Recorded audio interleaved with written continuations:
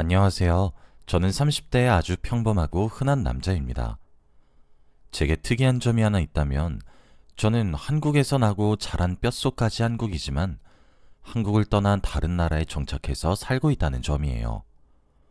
설날이나 추석처럼 한국에 큰 명절이 오면 한국으로 잠깐씩 들어오곤 합니다. 부모님 얼굴도 보고 싶고 친구들이나 지인들 얼굴도 겸사겸사 보고 싶기도 하고요.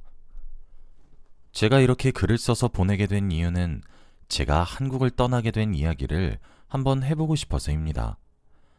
이제껏 그 누구에게도 속 시원하게 말을 하지 못했었거든요. 솔직히 한국을 떠나게 된 이유도 제가 너무 큰 상처를 받아서 도망치듯 회피했기 때문이기도 하고요. 지금부터 그 이야기를 시작하겠습니다. 제가 다른 나라로 나가 살아야겠다고 마음먹은 시기가 바로 추석 즈음이었습니다. 사실 제게는 추석이 명절의 의미도 있지만 꽁꽁 감춰둔 상처를 헤집는 날처럼 느껴지기도 해요. 추석이 다가오기만 하면 생각나는 여자가 한 명 있기 때문이죠. 그 여자는 여러분들이 예상하셨을지 모르겠지만 저와 결혼을 약속했었던 여자였어요. 사실상 결혼식을 올리긴 했으니 파혼보다는 이혼에 가깝긴 하네요. 서류상으로는 깨끗하지만 부부처럼 함께 지냈으니까요. 그 여자는 희정이라는 이름을 가진 예쁜 여자였습니다. 긴 생머리가 잘 어울렸고 하얀 피부를 가졌죠. 제 인생을 통틀어 가장 사랑했던 첫사랑이었습니다. 저희 두 사람은 만남도 운명적이었고 로맨틱했어요. 희정이는 저보다 2살 어린 여자였습니다. 그리고 가정 형편이 그리 좋지 않은 아이였어요. 항상 가난에 시달렸던 그런 아이였죠. 그런데 그런 뭔가 서글픈 현실에도 불구하고 항상 맑은 웃음을 가지고 있었던 그런 여자였습니다.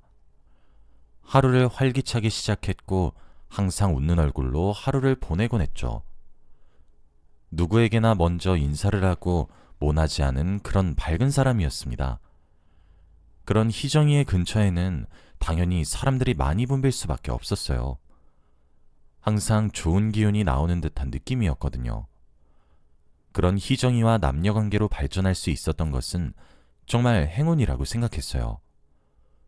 저랑 희정이는 과는 서로 달랐지만 같은 학교였습니다. 저는 군대를 갔다 전역해서 복학을 한 상태였고 희정이는 재수를 해서 저희 학교에 전액 장학금으로 입학한 아이였어요. 정말 우연처럼 월요일, 화요일, 수요일 3일 연속으로 저희는 같은 교양 강의를 수강하게 되었습니다. 그러다 정말 드라마처럼 목요일에도 같은 강의실에서 마주치게 되었어요. 저희는 또 얼굴을 봤다는 사실에 누가 먼저랄 것도 없이 웃음을 터뜨렸고 그걸 계기로 친해졌죠. 희정이는 제가 생각했던 것보다 훨씬 더 털털했어요. 꼭 생긴 것만 보면 차갑고 도도한 얼음공주 같은 아이였는데 친해지고 보면 그렇게 시원시원할 수가 없더라고요. 매력이 철철 넘치다 못해 흐르는 희정이에게 제가 좋아하는 마음을 품은 건 어찌 보면 자연스러운 일이었죠. 터질 것 같은 제 마음을 주체하지 못해서 떠밀리듯 건넨 제 고백을 희정이는 웃으면서 받아주었고 우린 그렇게 연인이 되었습니다. 연인이 되었지만 희정이는 여전히 바빴어요. 틈내서 공부도 해야 했고 아르바이트도 해야 했고 저도 만나야 했죠. 그런데도 긍정적인 마음을 잃지 않고 꿋꿋하게 앞으로 전진하는 모습에 정말 많이 배웠어요. 실제로 만나보니 희정이는 제가 생각했던 것보다 더 멋진 사람이었거든요. 그렇게 저희 두 사람은 8년이란 세월을 만났습니다. 희정이를 만나면 만날수록 저는 너무 사랑하게 되었고 결혼까지 생각하게 되었죠. 저는 희정이를 제 인생에서 첫 여자이자 마지막 여자로 만들어야겠다고 생각했습니다. 하지만 저는 부모님 두 분 다 돈을 많이 버셔서 여유로운 가정 형편이었고 희정이는 그런 저와 정반대였어요. 그리고 이 부분을 특히 희정이가 참 많이 버거워했습니다. 저보다 본인의 조건이 더 못났다고 생각했던 것 같아요. 하지만 사랑하면 도와주고 싶은 것이 당연하잖아요. 저는 개의치 않다고 말해주었고 제가 계속 함께 있으면서 돕고 싶다고 했어요. 제가 가진 것을 전부 나눠서라도 희정이와 함께 미래를 꾸려나가고 싶더라고요. 그렇게 전 진심을 다해 프로포즈를 했고 희정이는 감동의 눈물을 흘리며 받아주었습니다. 희정이네 집에서는 조금 과장해서 저를 정말 쌍수들고 반겨주셨죠. 그런데 저희 부모님이 희정이를 반대하고 나섰어요. 처음에 제게 이야기를 들었을 때는 부모님 두 분 다 희정이가 씩씩하다고 요즘 보기 드문 사람이라며 돈은 있다가도 없고 없다가도 있는 것이니까 결혼을 진행하라고 말씀하셨는데 막상 희정이 얼굴을 직접 보고는 조금 생각을 해보자고 하시더라고요. 저는 영문을 알 수가 없었는데 부모님께서는 조금 쎄하다는 말만 하실 뿐이었죠. 희정이는 그런 저희 부모님의 모습에 커다란 상처를 받았고 저를 포기하겠다며 제게 헤어지자고 이야기를 했어요. 저는 그런 희정이를 붙잡았고 매달렸으며 결혼하자고 설득했습니다. 그리고 제멋대로 식을 진행하기까지 했습니다.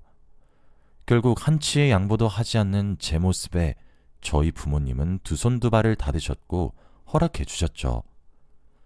사실 희정이는 그동안 모은 돈들을 전부 학교를 다니는 생활비로도 사용했고 취직을 한 이후부터는 월급을 받는 족족 본인이 가장이었기 때문에 그 돈으로 가게를 꾸렸어요. 그래서 결혼 자금으로 모은 돈이 사실 없다고 봐도 무방했죠. 그래서 저희 집에서 집을 준비했어요. 결혼식도 저희 집에서 지원해 주신 돈으로 올리기로 했죠.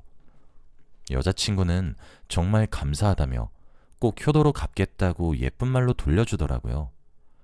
함께 웨딩 사진을 찍고 청첩장을 만들었어요. 그때까지 전 정말 세상에서 제일 행복한 남자였죠. 결혼식을 2달 앞둔 어느 날이었습니다.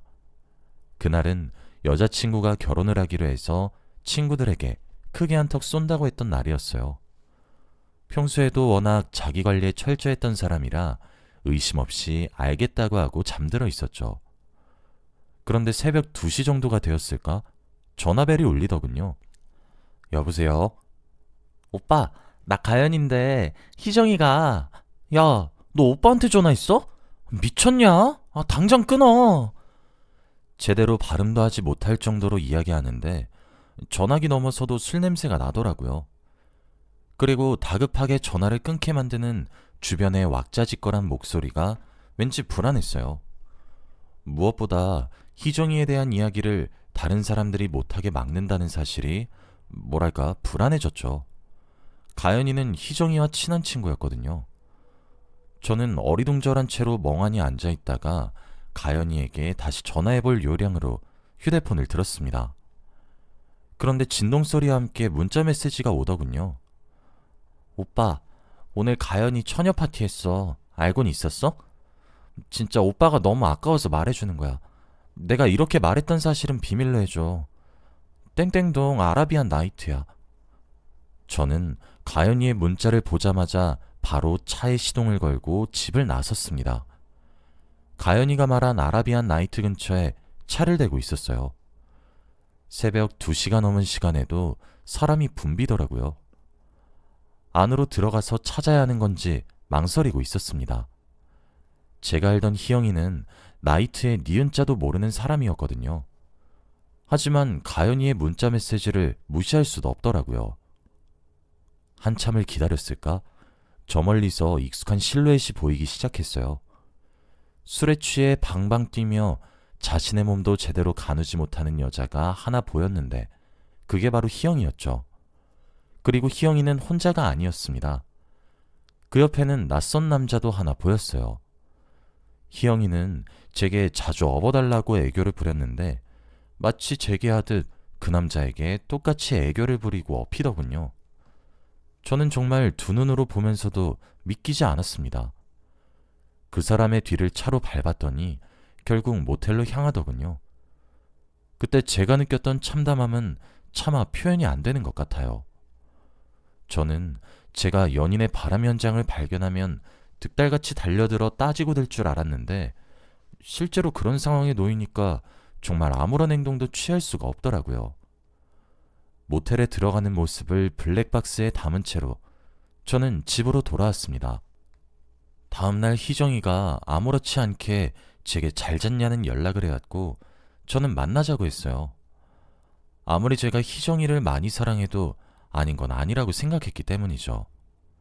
희정이에게 지금 너희 부모님도 뵙고 말씀드리겠다고 했고 무작정 이른 아침 희정이네 집으로 찾아갔습니다. 이른 시간에 왜 왔냐는 희정이네 부모님의 모습 뒤로 희정이가 보였어요. 뭔가 제 분위기가 달라졌단 것을 아는 듯 눈치를 보기 시작하더군요. 저는 할 말이 있다고 이야기한 뒤 어제 제가 목격한 블랙박스 영상을 휴대폰으로 보여드렸습니다. 희정이네 어머님은 입을 막으시고 놀라워하셨고 희정이네 아버님은 희정이 머리채부터 잡았죠. 제 눈앞에서 자기 딸의 뺨을 내려치며 내가 그리 키웠냐고 화를 내시는데 말리고 싶지도 않았어요. 희정이는 제게 무릎을 꿇고 빌기 시작했어요. 정말 단 한순간의 실수였고 친구들이 결혼 전에 나이트 한 번은 다 가는 거라고 해서 따라갔었는데 술김에 저지른 실수였다고 미안하다고 펑펑 울면서 말이에요. 그런데 희정이도 빌고 희정이네 부모님도 빌고 평생 죄인의 마음으로 살겠다고 미안하다고 한 번만 용서해달라고 그렇게 비는데 사랑 그깟 것이 대체 뭐라고 외면하기가 그리 어려운 건지. 바보 같을지 몰라도 전 희정이를 용서했습니다. 머리로는 안 된다고 외치는데 마음이 시키는 대로 할 수밖에 없더라고요. 대신 조건을 붙였죠. 혼인신고를 미루는 것으로 말이에요.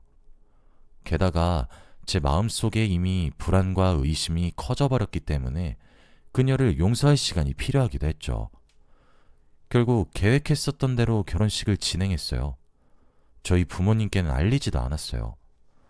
처음엔 깨진 신뢰로 어떻게 사나 했었는데 막상 살림을 합쳐서 함께 살기 시작하니 사라지더라고요. 문득 제 눈앞에 그날 밤이 펼쳐지는 날이면 힘들었지만 그럴 때마다 희정이가 진심으로 사과하기도 하고 상처 입혀서 미안하다며 눈물을 흘리기도 하고 실제로 술을 끊는 행동을 보여주면서 반성을 하니까 괜찮아지기도 했어요. 저는 그렇게 점차 희정이를 용서하기 시작했습니다. 그러다 희정이가 임신을 하게 되었어요. 결혼식을 올린 지 고작 6개월 정도가 지난 순간이었죠. 임신 4주차라며 제게 수줍게 임신 테스트기를 건네는 희정이를 보고 저도 가슴이 벅찼습니다. 저도 드디어 아빠가 된다는 사실에 말이에요. 희정이는 제게 혼인신고를 요구했습니다. 하지만 솔직히 말을 해보자면 별의별 생각이 다 들더라고요. 의처증도 아니고 제게 그동안 믿음을 보여준 희정이를 믿어야 된다고 생각은 드는데 확신을 할 수가 없었어요. 저는 희정이에게 혼인신고와 출생신고를 같이 하자고 이야기했어요. 희정이는 그런 제 태도에 불만이 있는 듯 했지만 지은 죄가 있다 보니 별말 안 하더라고요. 그렇게 출산의 날이 다가왔습니다. 저는 아이의 탯줄을 직접 잘라주기 위해 분말실에서 아내 곁을 지켜주고 있었어요. 16시간의 진통 끝에 우렁찬 울음소리가 들렸고 아이가 태어났죠. 아내가 얼마나 대견스러웠는지 몰라요. 그런데 분만실의 공기가 조금 달라진 듯한 느낌이 들더라고요. 저는 아내에게 수고했다고 고생했다고 토닥이던 도중 제가 그 이상한 분위기를 눈치챌 정도였어요. 거기 있는 모든 의료진들이 당황한 것이 느껴졌습니다. 탯줄을 잘라야 한다는 말에 방금 태어난 아기를 내려다보았어요. 방금 태어나서 눈도 제대로 잘 뜨지 못하더라고요. 아닐 거야 하면서도 저는 간호사에게 아이의 눈을 조금만 벌려달라고 했습니다. 간호사는 머뭇거리면서도 제 요구를 들어다 줬어요. 그런 저를 숨을 거칠게 내쉬는 희정이가 올려다봤죠. 태어난 아이의 머리카락은 금색에 가까운 곱슬머리였고 눈동자의 색이 파란색이었습니다. 이거 하나만은 알겠더군요. 그 아이의 친아버지가 제가 아니란 사실을 말이에요. 전 파란 눈동자와 금발의 곱슬머리를 가진 외국인이 아니었거든요. 저는 말없이 분말실을 나갔고 그런 저를 아무도 잡지 못했습니다. 뒤에서는 비명처럼 제 이름을 부르짖는 희영이의 목소리만 들렸죠. 분만실을 나가니 저희 집과 처갓댁 가릴 것 없이 다 전전긍긍하면서 절 기다리고 있더군요. 제게 너나 할 것 없이 달려와 어떻게 되었냐고 묻기에 대답했습니다. 아들이 태어났어요. 엄청 예뻤습니다. 머리가 금색에 가까운 곱슬머리였고 눈동자가 파랗더라고요. 꼭 외국인들 혼혈처럼 말이에요. 아이 아빠가 정말 누군지 궁금하네요. 제 말에 그곳에 정막이 흘렀습니다. 저는 정말 배신감을 이루 말할 수가 없었어요.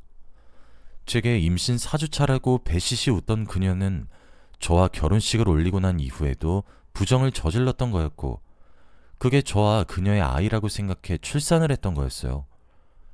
심지어 저는 그런 그녀를 용서했는데 또 그와 같은 실수를 반복한 그녀를 용서할 수가 없었습니다. 사람이 너무 큰 충격을 받으면 오히려 차갑게 식기 시작하더군요. 저는 아내로 받아들이고 있던 희정이의 배신에 정신을 차릴 수가 없었어요. 저는 집으로 돌아왔고 그 다음 날부터 처가댁과 아내인 희정이의 연락이 번갈아 오기 시작했어요. 단 한 통도 받지 않았습니다. 저희 부모님도 화가 단단히 나셨죠. 바로 변호사를 알아봐 주시더니 소송 준비를 하시기 시작하셨거든요. 처음에 저는 파혼을 해야겠다고 생각을 했었는데 식을 올리고 함께 살고 있었기 때문에 사실혼에 해당할 수 있어서 위자료 청구가 가능하더라고요. 이혼과 파혼 그 중간 어디쯤인 것 같았죠. 저는 소송뿐만 아니라 제가 베푼 경제적 지원까지도 모조리 회수했습니다. 이제껏 입고 먹인 것까지 도로 아사올 순 없었지만 아내뿐 아니라 그 친정 식구들까지 먹여 살리고 있던 지원들도 만만치 않았기에 전부 빼앗았죠. 당장 아내의 친정 부모님이 머물고 계신 집조차도 제 명의로 된 곳이었고 일하고 계신 곳조차도 제가 붙여준 곳이었거든요. 하루아침에 거리에 나앉게 생긴 제 부모의 처지를 보고 무슨 생각을 하게 된 것인지 아내는 제게 전화를 걸어와 고래고래 소리를 질렀습니다. 뭘 잘했다는 건지 제게 오해라고 갑자기 자신에게 왜 이렇게 못되게 구냐는데 정말 어이가 없더군요. 저는 법적으로 해결할 거니까 준비하라는 말만 하고 전화를 끊었습니다. 그런데 그때 문득 가연이의 얼굴이 생각나더라고요. 저는 가연이에게 연락해 만나자고 이야기했습니다. 가연이는 제 한마디에 뭔가 생각하는 듯하다 흔쾌히 나오더군요. 가연이를 만나 그때 제게 처녀 파티를 알려준 것은 취기였는지 아님 제정신이었는지 물어봤어요. 가연이의 대답은 취한 척 연기한 제정신이었다고 했고 그 뒤로 이야기를 시작했죠. 오빠, 희정이 너무 믿지 마요. 오빠가 정말 순진할 것 같아서 그래. 그래, 나도 그렇게 떳떳하게 살아왔다고 당당하게 말할 처지는 안 되는데 오빠가 너무 아까워서 그래요. 희정이 술집에서 일하기도 했었어. 오빠랑 결혼하고 난 뒤에도 매일 술집에서 술도 따르고 오빠는 오랜 세월 만나서 다 안다고 생각할지 몰라도 오빠가 생각하는 것보다 희정이 더 무섭고 독한 애야. 가연이의 말은 너무 충격적이었어요. 가연이는 제가 믿질 못하자 둘이서 같이 술집에서 일을 했던 시절 찍은 사진들과 동영상 등을 보여줬죠. 오빠, 희정이 오빠 돈 많은 거 정말 잘 알아. 그래서 오빠 만난 거라고. 정신 차려. 가연이는 제게 그렇게 불편한 진실을 알려주고 헤어졌습니다. 가연이와의 대화로 있던 정 없던 정 다 떨어진 저는 희정이가 그 오랜 세월 동안 절 감쪽같이 속여온 것도 너무 괘씸했어요. 그리고 희정이가 가장 무서워하는 돈으로 복수하기 시작했죠. 희정이가 결혼할 때 몸만 왔기 때문에 재산 분할할 것이 없음은 당연했고 아이 또한 제 친자가 아니었기에 아내의 외도 자료로 증빙이 가능했고 그뿐 아니라 이제까지 몰랐던 제가 너무 어이가 없어질 정도로 증거를 하나 잡기 시작하니 무슨 줄기에 매달린 감자 마냥 주렁주렁 딸려오더라고요. 결국 저는 위자료 3천만 원과 함께 그녀와 이혼에 성공할 수 있었습니다. 사실혼이어도 부부와 책임지는 문제는 같아서 그런지 이혼소송같이 이루어졌어요. 그뿐 아니라 희정이는 집도 절도 가진 것 모두 다 잃었으니 어쩔 도리가 없었을 거예요. 희정이는 뒤늦게 제 마음이 옛날과 달리 확고하다는 사실을 알고 저를 애타게 붙잡았지만 정말 징글징글하고 지긋지긋해서 희정이에게 저도 더 이상 휘둘리지 않게 되더라고요. 저는 그 일로 정말 커다란 마음의 상처를 받게 되었습니다. 20대 제 청춘 다 바쳐서 사랑했던 사람에게 너무 큰 배신을 당해서인지 알 수 없으나 더 이상 한국에 남아있고 싶다는 생각이 들지도 않더라고요. 또 제가 그녀를 버릴 수 있을 거라 생각하지도 못했던 것인지 무슨 자신감인지 몰라도 저와 법적 분쟁 이후 저희 부모님 댁에 찾아와 아이를 입양 보내겠으니 한 번만 더 기회를 달라고 하도 울고부채기도 하더라고요. 저는 처음에 원래 살던 지역을 벗어나서 취업을 해서 지냈었는데 제가 돌아오는 추석같이 큰 명절이 올 때면 저희 본가에 망부석 마냥 서서 저를 기다리는데 병적인 집착처럼 느껴지더라고요. 결국 저는 도망치듯 유학길에 오르게 된 거였습니다. 그리고 지금 일본에서 정착해서 살고 있는 것이기도 하고요. 저는 그 이후로 트라우마가 생긴 것인지 옛날처럼 연애하는 것이 쉽게 느껴지지 않고 어렵게 느껴집니다. 하지만 시간이 약이라고 저도 언젠가 이 불행을 딛고 일어서는 사람이 될 거라고 믿습니다. 여기까지가 제 이야기였습니다. 긴 이야기 들어주셔서 감사합니다. 행복하세요.